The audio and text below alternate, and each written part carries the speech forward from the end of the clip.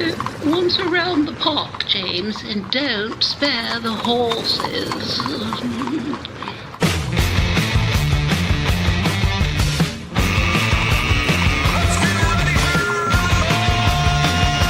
It's showtime.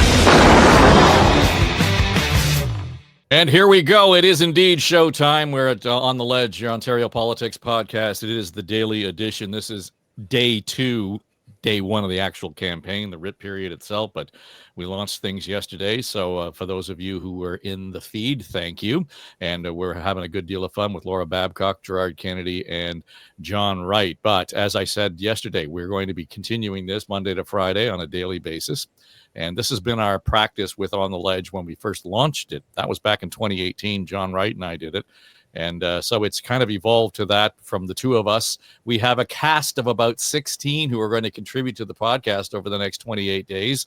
And I like to call them our Traveling Wilburys super group of political commentary, and that was a sample of it yesterday. Today, we welcome in our regular crew, our cast from now and next. Anne-Marie Aikens is here from Curious Public. Brad Ross is also joining us and brings his expertise as a former comms lead at the City of Toronto. Bob Reid knows a thing or two about what's going on at Queen's Park in terms of his days with Mike Harris. And so be curious to get his take on what does it feel like that first day of the election campaign.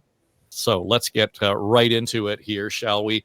Because I think the narrative out of yesterday's conversation yesterday, Bob, was, well, it's either anti-Trump is the vote, and that's what we're voting for. We got to stand up to Trump, or it's an anti-Ford a ballot question.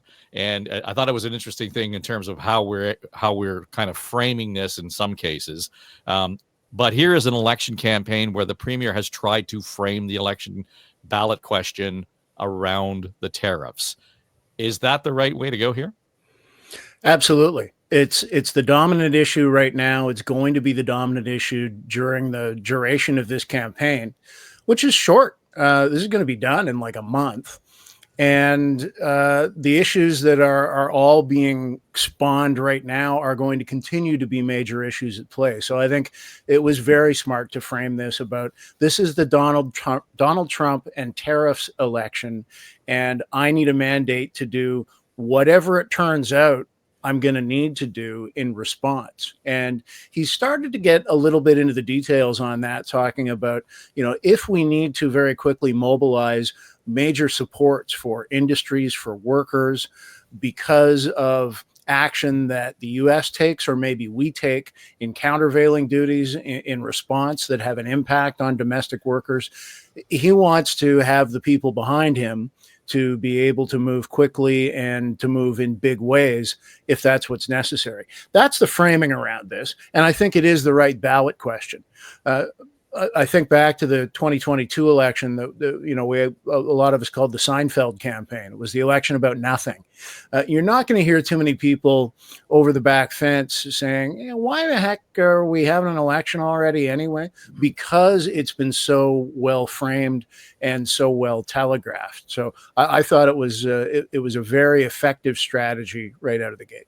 Well, Brad, when we look at that, though, and if that becomes the ballot question for the Tories, it seems to me that there's going to be the opportunity here for opposition to actually run against something else in the mix. And that is to say, am I better off today than I was 8 years ago before the Ford? And I think a lot of people are going to be able to say, I was better off 8 years ago than I am today. Thank you very much. So the challenge then is for the opposition to frame Ford's record as the ballot question. 100%. And I think, the challenge is going to be for somebody like Bonnie Crombie, who I don't think we know a whole lot about, really. I mean, she was the mayor of Mississauga. I don't remember any advertising except by the Ford government or by the Tory, but by the PC party, framing Bonnie Crombie as a tax and spend liberal.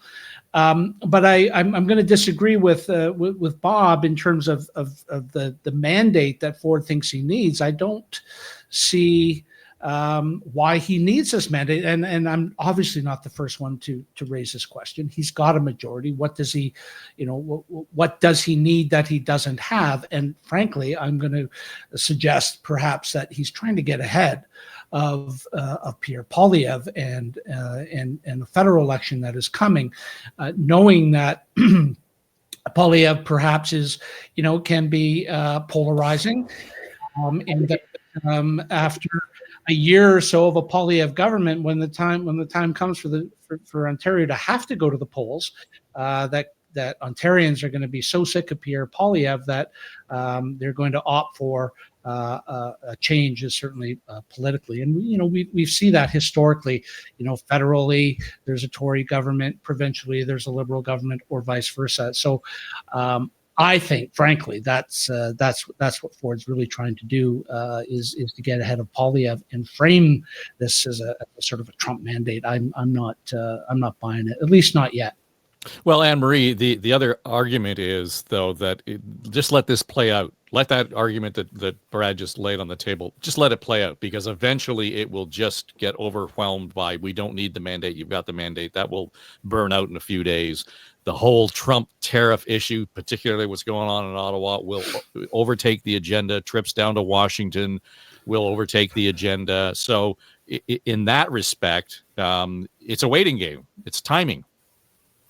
It is. I'm going to go right in between Bob and Brad in their arguments, because from a voter's perspective, I completely agree with Brad. He has a mandate. He had a man. Did we go to an election when the pandemic happened and he had to spend $50 billion? No.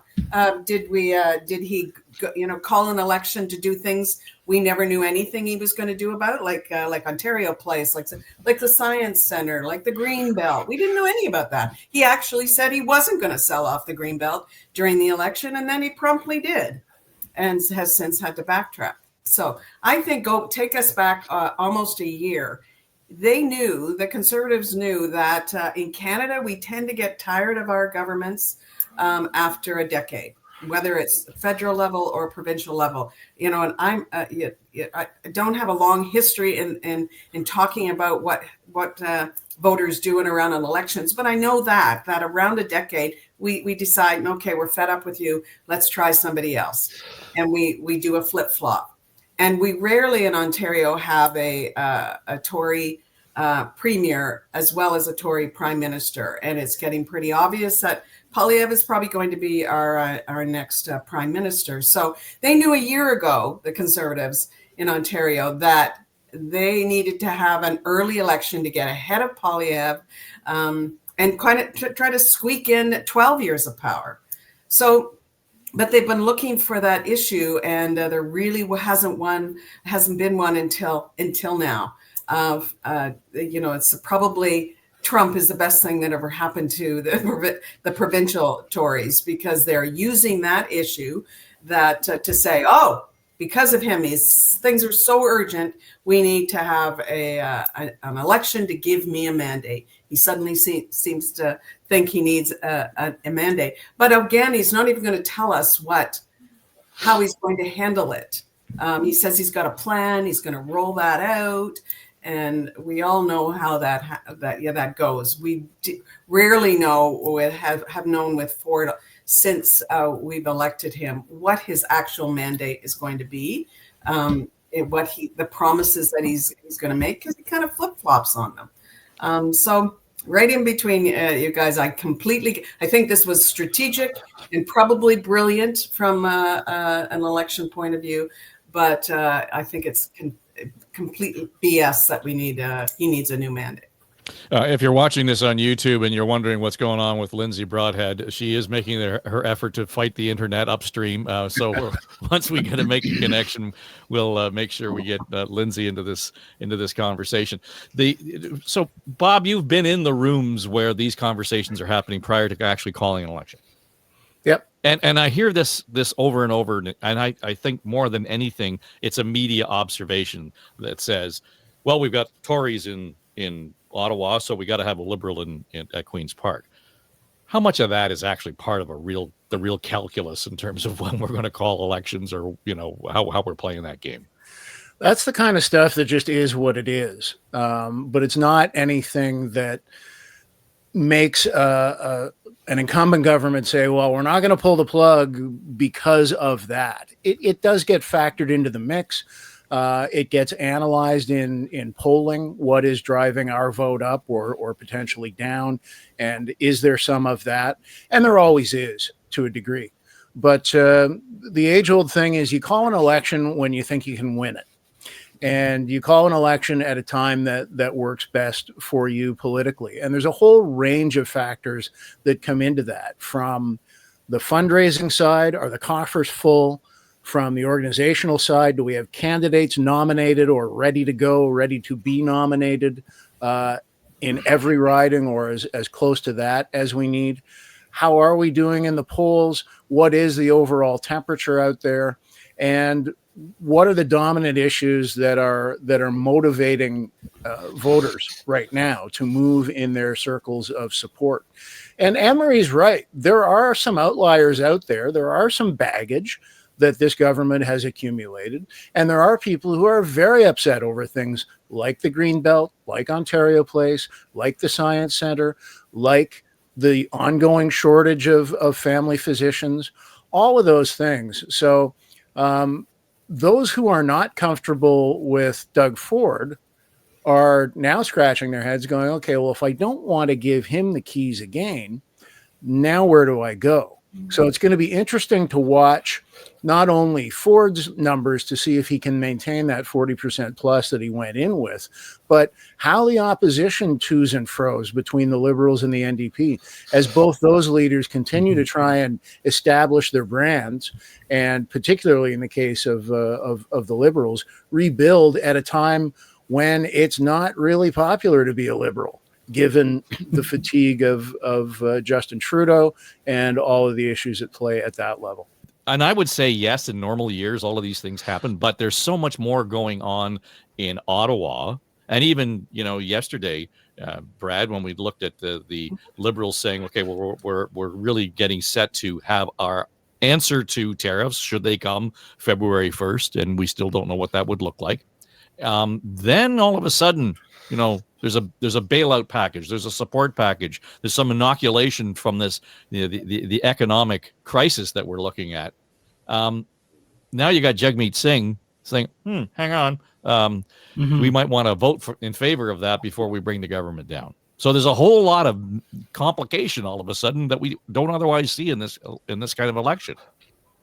And February 1st may well come and go without tariffs, right? I mean, that is a reality as well. So in terms of the provincial election and what the Liberals are going to do, their slogan is, I think it's, what is it? It's more for you. So that is just rife for having all sorts of fun, right? More taxes for you, more carbon, more, So I see, just from a communications perspective, because that's kind of what I bring to the table, is I don't know what the provincial Liberals, what Bonnie Crombie and as the leader, and what the provincial Liberals plan to do. I know that they oppose.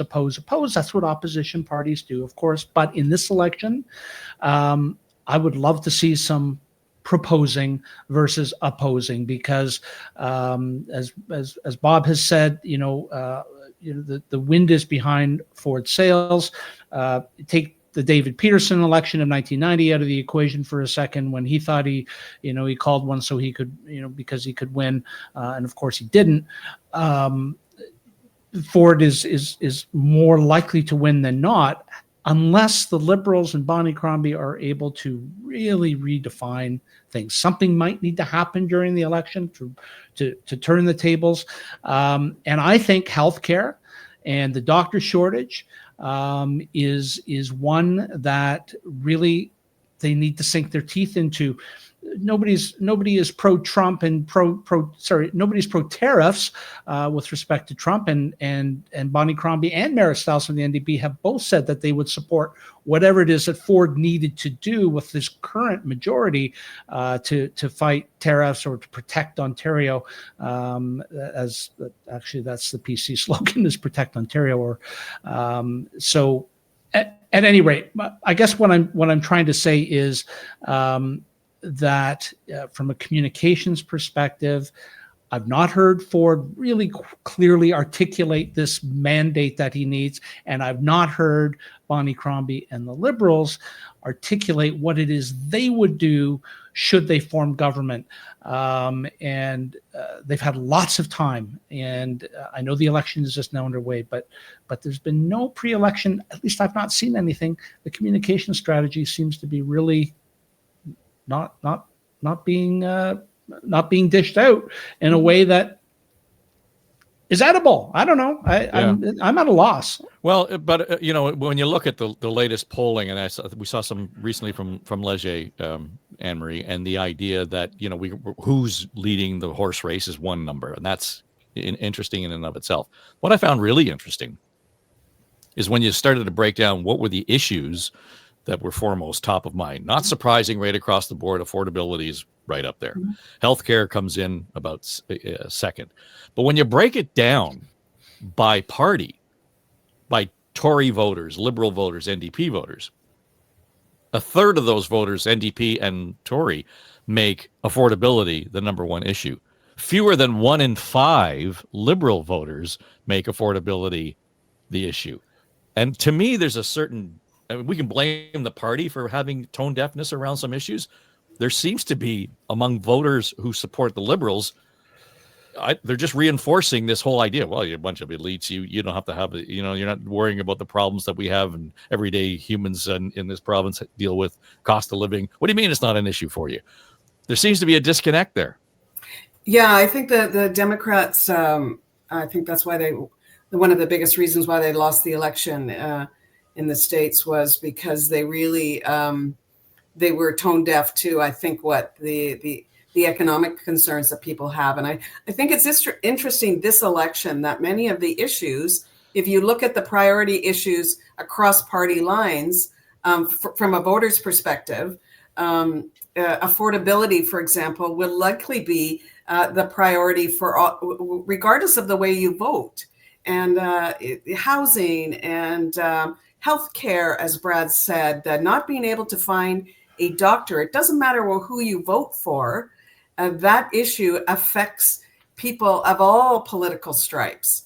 However you lean, if you don't have a family doctor, that's a kind of a fundamental right what we got used to in Canada. We are accustomed to in Canada having the best healthcare system in the world, but if you can't access it through your first stop, then you start relying on your second stop, which is the hospital system, which then becomes overburdened, and that's what we're seeing what happened. So this was it's going to be interesting in the fact. So it's going to make it even more important than what you say you're going to do about affordability. So you won't be able to rely on your candidate just saying, this is my top priority is affordability. And it's like, well, so what?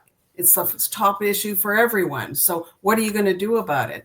And with such a short election period, with a mainstream media that is, or legacy media, whatever you want to call it, are underfunded now, and fewer bodies to be able to cover the elections appropriately. We talked about this before we were on the air, and it's no longer having the media buses that really can get down and tell me as a voter how they're going to help me as a citizen, as a resident in Ontario, how they're going to help me get a doctor, how they're going to deal with all of these different issues that are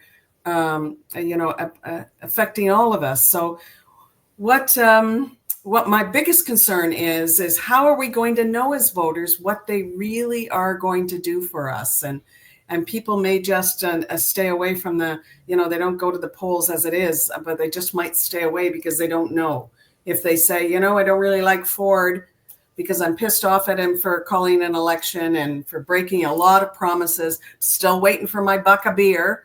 And those stickers are still kind of half peeled off the pump. So all of his broken promises, but if they don't know what the Liberals are going to do for them and they're too afraid of the NDP, then they might just stay away even more from the ballot box. So it's really going to depend on a tight, coordinated partnership between people like us that do non-legacy media formats to really explore the issues, and our legacy media. It's going to have to be a really good, fulsome partnership in a very tight campaign, so people really understand what each person that's as asking for our vote is going to do for us.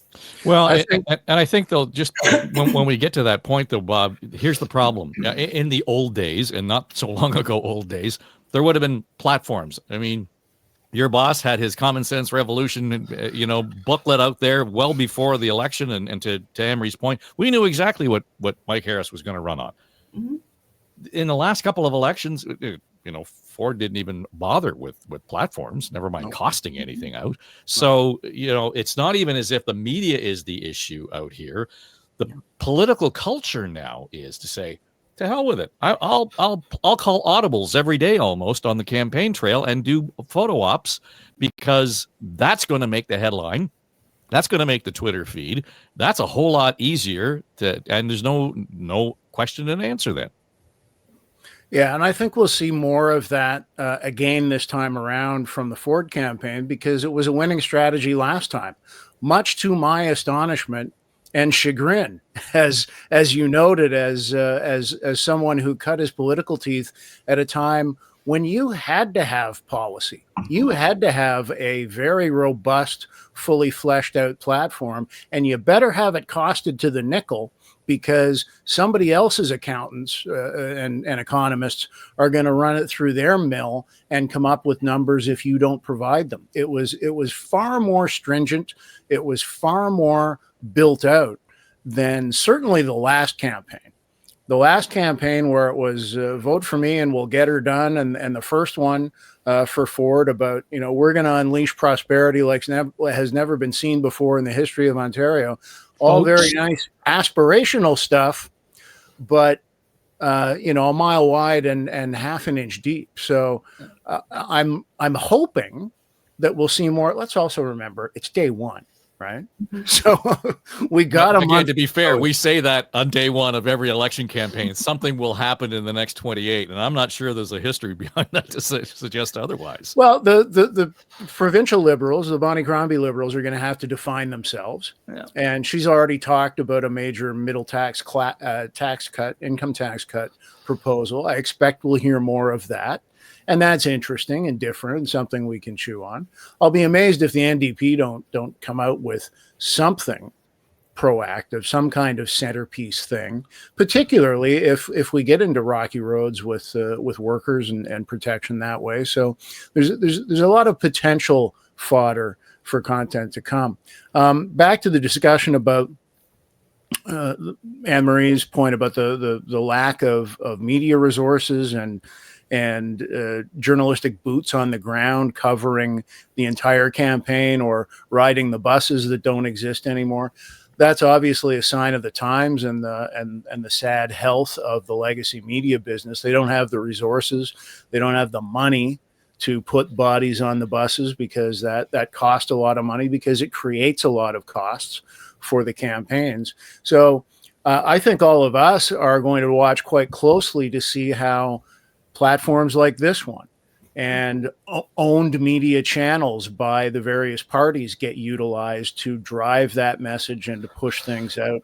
Social media and YouTube and other platforms, I think are going to be, I would expect, be utilized to a greater extent in this campaign than anyone that's come before. Well, Brad, on that, I keep hearing people say to me, and this was always the case, when I was running newsrooms, and people would say, well, you got to find the young individual in your newsroom to get in front of some of this conversation and start talking about what's of interest to them. That's so far out of the gate now to trying to get that voice involved in this conversation. That's a challenge. But to Bob's point around the alternative media plan, and whether it's podcasting or blogs or whatever it might be, there is the need to be where your audience is. And, for those to suggest that the younger voters don't vote, well, you look at the voting numbers for the Tories in Ottawa, they have gained a whole lot more support from the 18 to 34-year-old voters than they ever used to have. And that used to be, the grass that the Liberals cut.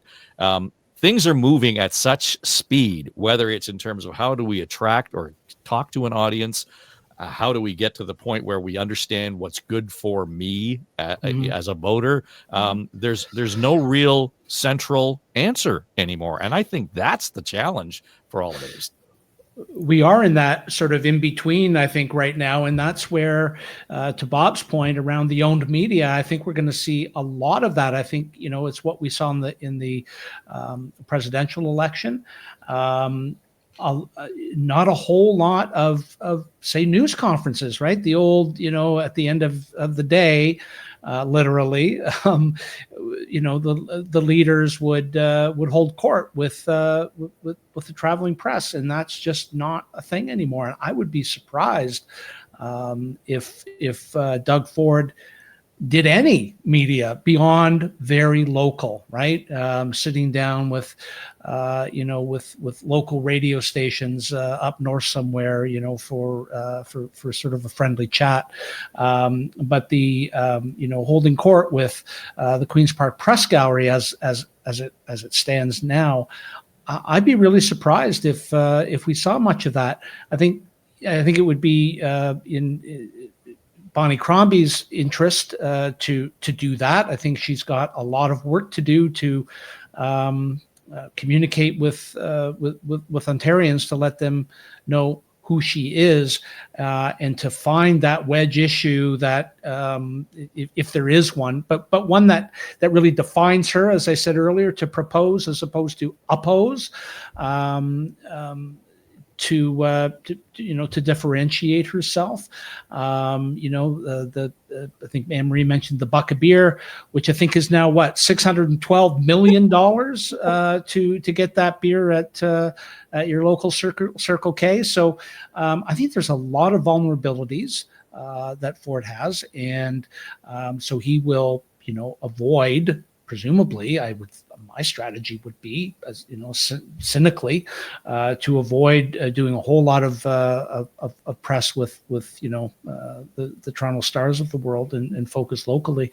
Whereas I think the Bonnie Crombies of the world really need to do as much of that and get as much earned media as possible, in addition to the owned media and all the other avenues that we know are available today.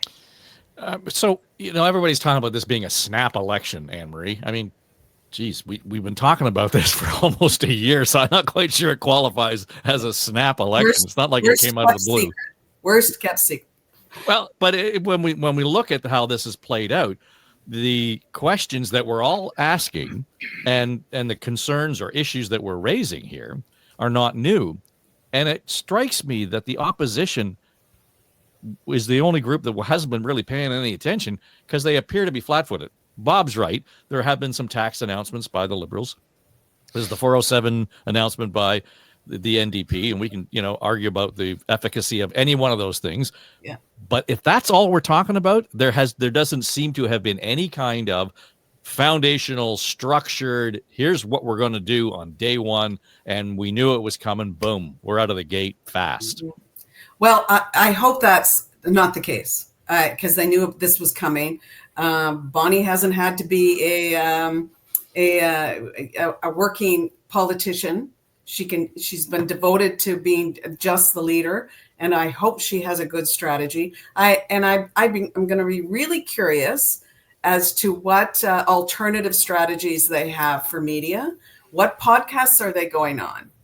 And I fully expect Ford to continue on his American route. I think it gets a lot of Canadian eyes, so it serves both. And he gets to be kind of, play that savior of Canada in the States and in Canada, in Canada as well. So I expect him to do that, but I really wonder, and if they don't have an alternative strategy to be on podcasts, get those alternative medias that people are really watching and listening to, then they're really missing the boat on that, because I think they have to, as I said, have a good partnership between legacy media and mainstream media at Queen's Park, as well as the alternative ways that people are getting their news, because that's where they are getting their news. So, Bob, sorry to interrupt, but Emery, like, what the fuck have the Liberals been waiting for? Like, what have they been doing? It boggles the mind that even on day 2, we still don't know. I mean, they should have been doing this months ago. Sorry to interrupt, Emery, but it drives me crazy. I agree. I agree. But again, this is, maybe we just don't know. They're probably not laying out all their cards, but it will, if they don't have that kind of a strategy, then their communication people, I think, have really dropped the ball for them. Well, not sure whether we can blame certain people on any of this as far as the lack of preparedness for the NDP and the Liberals. I think there's 2 different issues here. The NDP have had the opportunity to sort of run the table since the pandemic, since Ford was elected and the Liberals collapsed. They have been the leader of the opposition since that day happened. They've had the first question, the second question, the third question, and question period. All of the opportunities to get out in front of this. And I get that the pandemic really slows things down in terms of being able to get out, because it took out so much oxygen. But that's a different level of incompetence than a party that was reduced to 8 seats and now doesn't have staff or any kind of recruiting opportunities or money or anything else. I think there's 2 different issues here. Yeah, I mean, the distinctions you drew are correct. It's more of a challenge for the Liberals with respect to their position at Queen's Park. But when a writ gets dropped, everything gets equalized. There is no more pecking order as to who's the official opposition and who gets the lead questions in question period and all of that, as if people outside the precinct are riveted to question period on a daily basis anyway. So all things do get equalized that way. They all have the same tools at their disposal in terms of owned media on their social feeds. Anne-Marie just hit on the same question I have, is what podcasts are they going to go on? Because you can bet they were watching the recent U.S. campaign, and it would be, well, who's the Joe Rogan of Canada? I don't know if there is one. Who's the whatever the woman that Harris went on with, Boo Boo Kitty or whatever her name is, but a huge audience into a very important demographic. I don't think our podcast infrastructure here in Canada is wired the same way. I can't think of any names other than present company, of course, as a target where, okay, the writ's dropped, we've got to get on that podcast there. Well, and I agree. I think that most of the public affairs, political podcasting that's done in this country is done for the political audience as opposed to a general audience and a broader audience. And what kind of a role does that play? And I think there's a distinction there for sure. Having said that, I think that there are still places where the long form sit down can be an advantage, Brad. But at the same time, if Bonnie Crombie sat down in this room, would she feel comfortable? Well, I hope not. I mean, she shouldn't feel comfortable. She should feel challenged, right? But who's to stop Bonnie Crombie or the Liberal Party or the NDP or Ford, for that matter, or the Greens from doing, what we call own media, right? Your own branded podcast where you sit down with a friendly voice, much like Poilievre did with Jordan Peterson, for example, and do this sort of, do a long form, do an hour-long interview in big air quotes for those not watching. But you're hitting all your messages. You're hitting everything that you need to hit. And in there, you got to have some nuggets, right? You got to have some rehearsed pithy quotes, if you will, things that people can extract from and requote and replay. And I mean, I think it's just sort of basic communications 101 today in this environment where you're not going to be relying, or you can't rely on the mainstream media, the earned media from the days of yore in the 1980s. And Dave, you mentioned question period, and and that nobody's really watching anymore. And so you have to make, if you will, your own news. You have to do all of that. You're not going to, and maybe you do some sit downs with, the Metro Mornings of the world and our friends over at News Talk 1010 and everywhere else, and you do those, and I'm sure they will. Maybe Bonnie Crombie will. I don't know. As I said earlier, I don't know about Doug Ford, so I don't know what the media relations strategy is going to be. But what I know is that, the Liberals don't have all the staff. They didn't have the staff. It was not at Queen's Park. But surely to God, they've invested, and they got to invest in this campaign. Do they want to be the governing party, or don't they? And if the answer is, well, we just don't have a lot of people, and we're just really stressed and strained. Well, okay, then I guess it's Doug Ford all over again. When I said podcast, by the way, I meant a broader,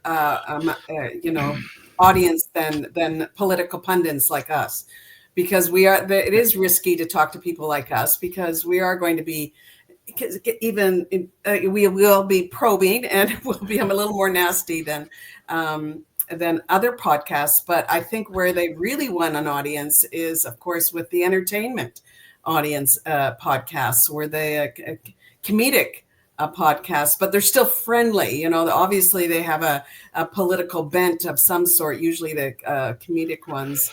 And that's where they've had a lot of success. Of course, we've seen The Daily Show, and Mark Clancy won a lot of, I think kudos for going on that one, and he did very well. So I think that is a strategy that's probably going to be built into it, but because it can really show a candidate's personality and how they manage that, and people are listening to those and watching them.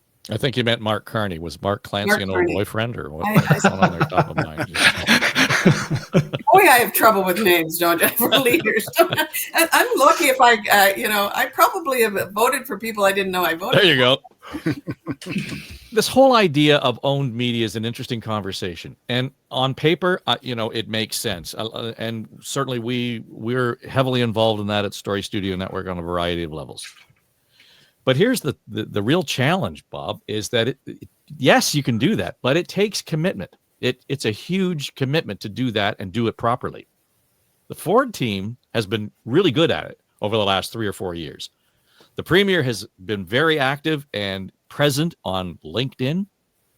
We see him all over Facebook. He's involved in all the platforms, and you could actually track and say, oh, he was here and here and here, and how many stops he made in a given day over the last couple of weeks. I defy you to find anything that resembles anything close to that from the Liberals or the NDP, where you could go and say, let's look at their YouTube channel.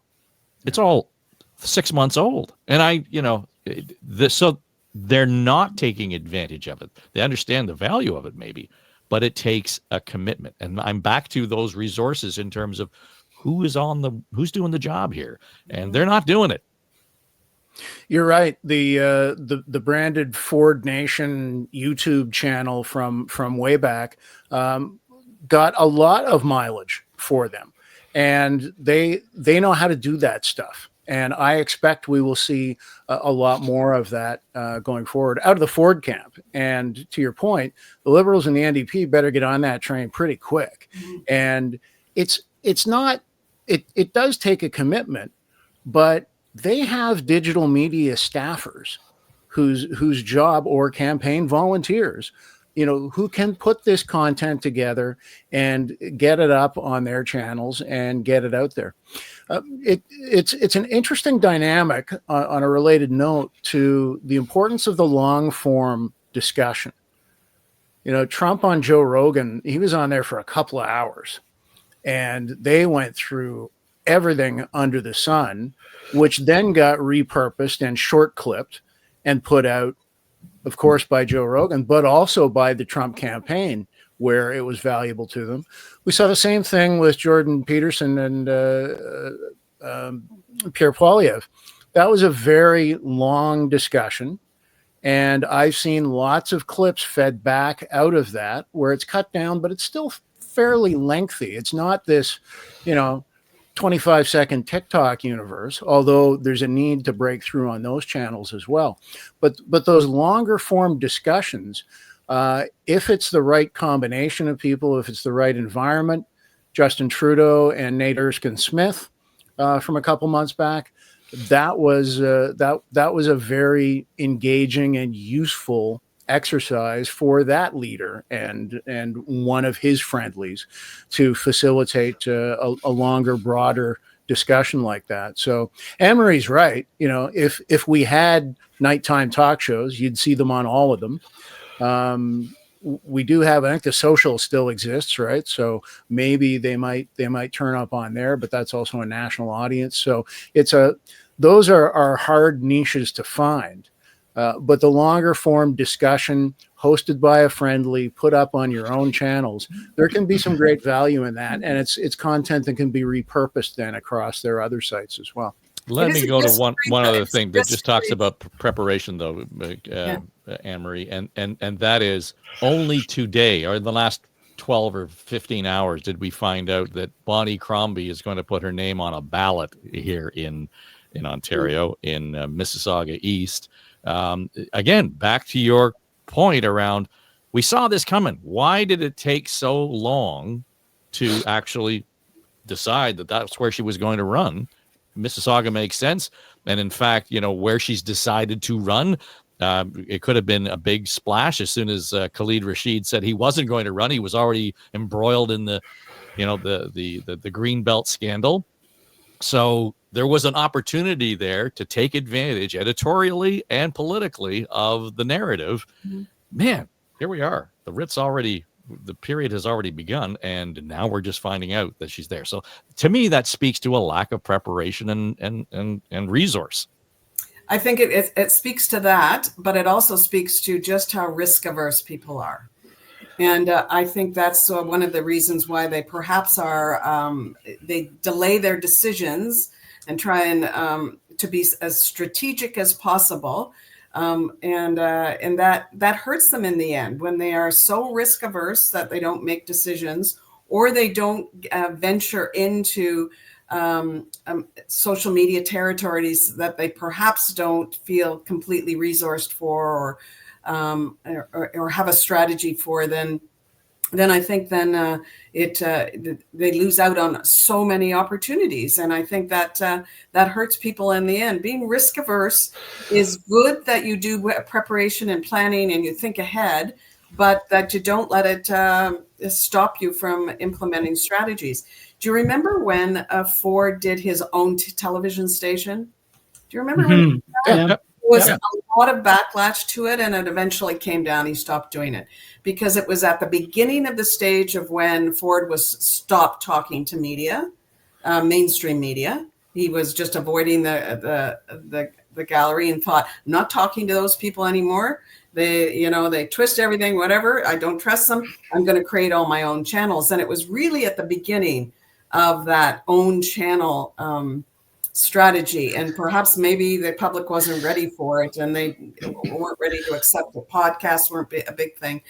Anyways, it came down, but I think it did stop them from continuing on down that road of own channels and not talking to media. But it's risky, but it's worth it. Brad? I mean, it's one thing as a government to do that, as propaganda.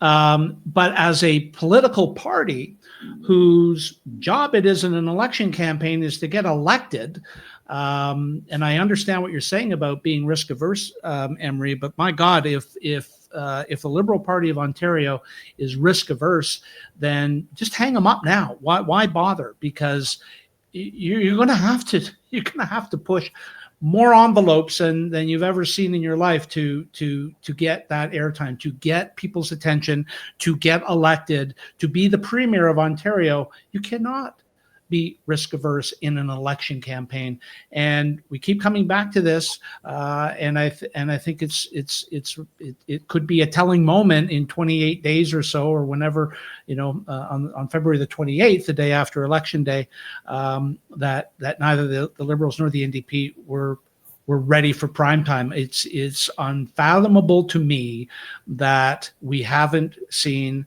much more pre-season activity by those two parties. It's just it defies all communications logic. It's borderline malpractice, frankly. So are we back at the stage then, Bob, where election campaigns aren't the time to talk about important issues because it's so tight? The speed of a campaign is exponentially faster than it ever was.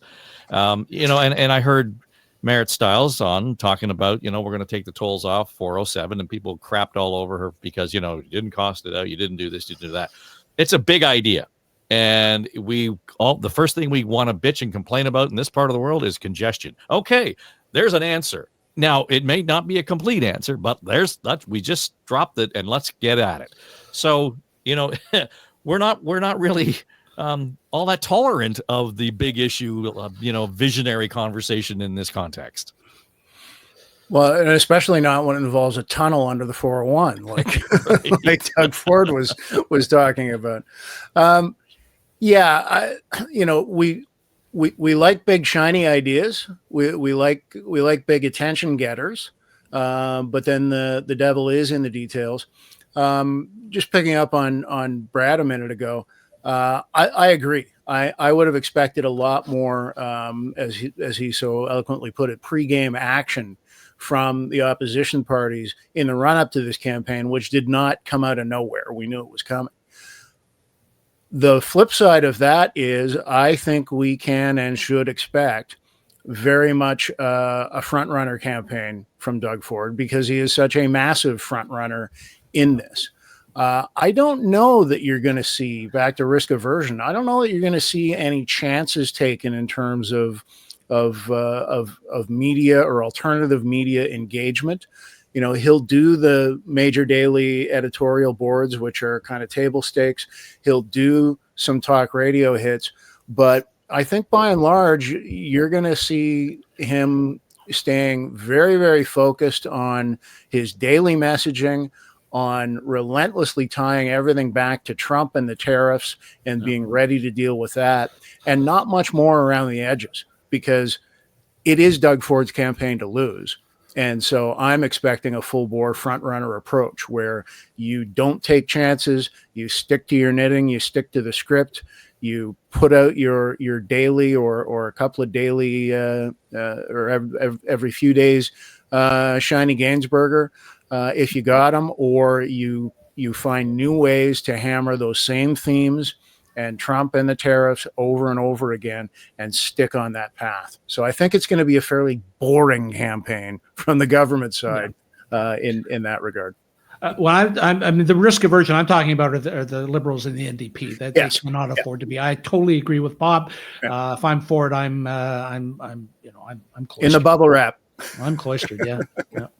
So just before we go, quick around the table then. Based on what Bob just said, Brad, is this more likely to be an election where the debate date and the actual debate itself has more of an effect on moving the needle? Yeah, I'm curious about that, and I don't know if debate date has been selected or if it will even occur. I mean, I don't know. I mean, things have, who knows? Maybe Ford will refuse to debate. I don't know. I would be surprised if he did.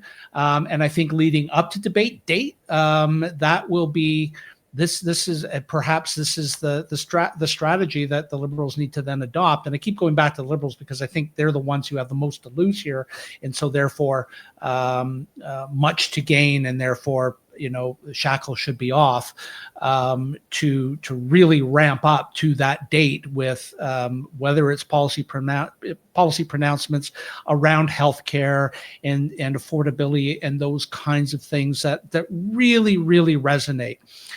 Everybody can agree that tariffs are bad. Tariffs are bad. Don't need to talk about that. Need to talk about what we're going to do and what Ford has not done. $200 checks to everybody that could have been plowed back into healthcare. Here's how we're going to do that. Those kinds of things. So that come debate date, there's lots of meat on that bone to chew over. Yeah, I think, Anne-Marie, the earlier the debate, the better it is for the opposition to some degree in terms of framing that, and then it gives them some runway out of the debate.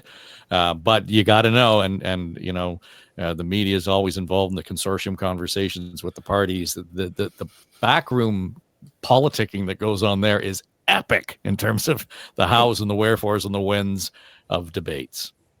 Yeah, I'm going to be surprised if a debate actually happens. I think they're going to use the excuse that it's too an urgent time and it's too short a window to squeeze in a debate. So I wonder if it'll even happen. That would be disappointing for sure. But I think it's going to be an election that's just full of squirrels. It's a distraction. Everybody's just going to be distracted. And we'll never be able to really talk about the issues in depth. And the media won't be able to keep up, because by the time they start trying to cost election promise or go down that rabbit hole, they'll be pulled out because another squirrel's gone running across the street. So I think it's going to be disappointing as far as I'm concerned. I personally believe it's a waste of $175 million that could have been spent on so many other issues. He has a mandate. He has the largest mandate we've ever given. I don't know if it's in history, but he has a huge mandate to do whatever he has to do to protect the province against tariffs. And I think that opposition seems disorganized. So this is an opportunistic a time to have for the premier to have an election, and that's what he's capitalizing on. That's just good politics, Bob. Yeah. Right. Yeah, it absolutely is. As I said before, you call them when you think you can win them. You call them when the stars are lining up well for you and badly for the opposition, and that's exactly where Doug Ford's been.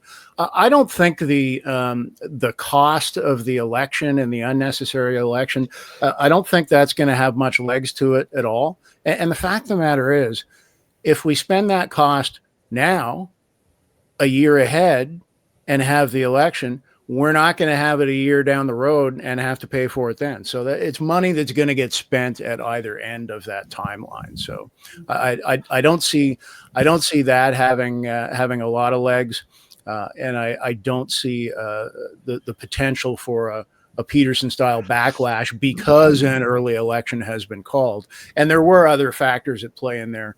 Jim Coyle has an excellent piece in today's good old-fashioned Toronto Star about that. Actually. Mm-hmm. Yeah. Yeah, so I'm curious to see about, when.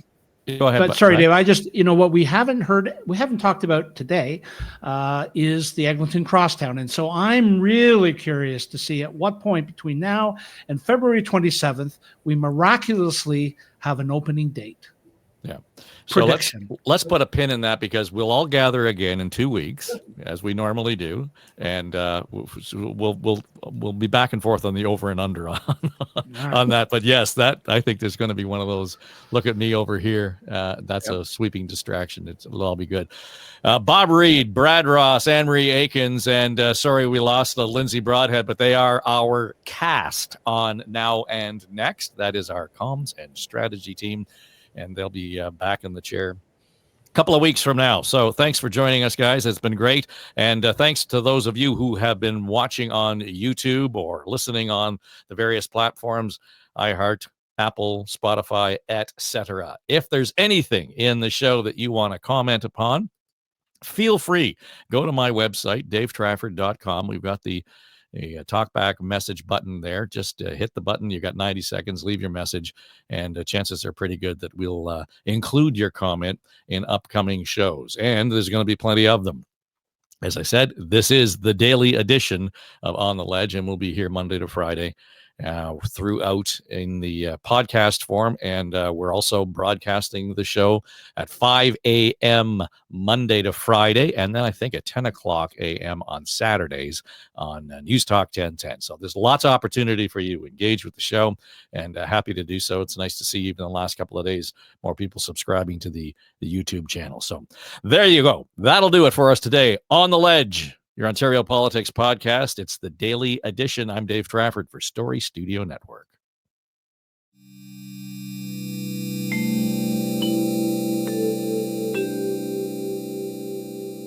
This is SSN. Story Studio Network.